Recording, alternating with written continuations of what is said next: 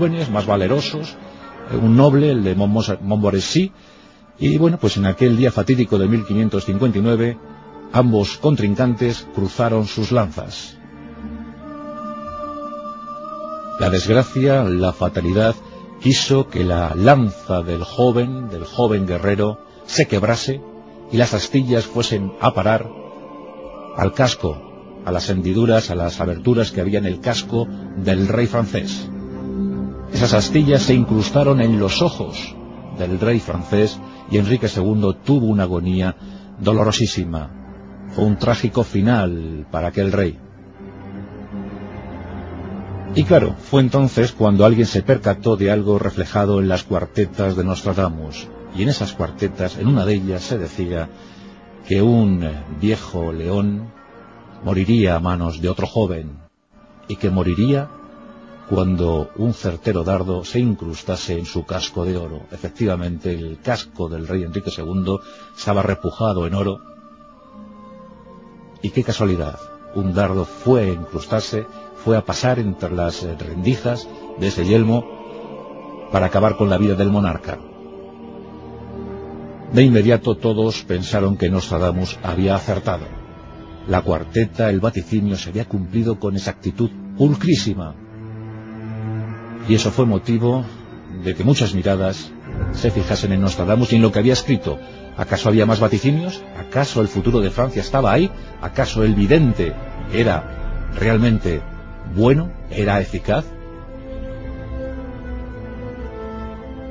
La verdad es que Nostradamus nunca quiso desvelar mayores secretos de sus cuartetas. Él mismo dijo que habían sido elaboradas para ser leídos en siglos posteriores. Tenía miedo, por supuesto, de la Santa Inquisición, y sus escritos eran muy cerrados, muy herméticos, muy encriptados. Nos dejó unas 10 centurias. Y en total 1174 cuartetas versificadas.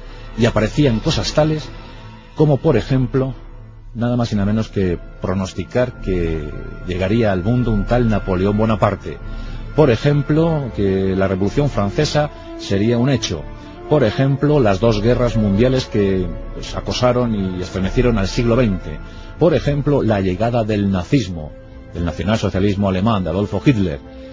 Y más en nuestra época, más pensando en nuestra época, pues la invasión maometana de España, el cataclismo mundial provocado por una tercera guerra mundial, nada más y nada menos que el hundimiento del Vaticano, la llegada del Anticristo, y así hasta el año 3797, fecha en la que Nostradamus vaticina el apocalipsis para la raza humana.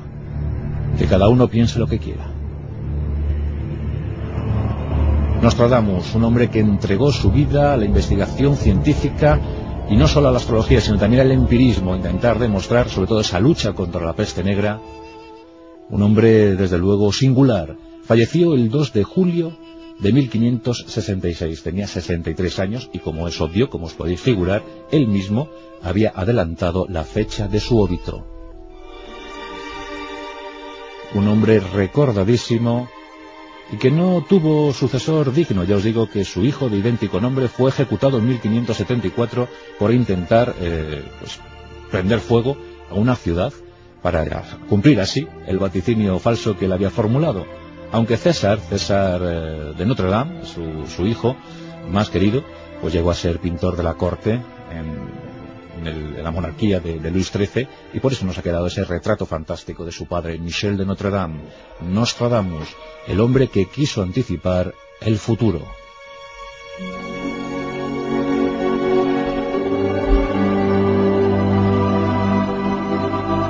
Justo es que no solamente ensalcemos la faceta astrológica o evidente, o de hombre dedicado a las nigromancias o a las alquimias, sino también la de investigador en un tiempo en el que todavía se discutía sobre si Copérnico tenía razón al pretender formular esa hipótesis heliocentrista, o que un tal Miguel Servet fue a la hoguera por haber hablado de una circulación en el cuerpo humano, la circulación sanguínea, claro.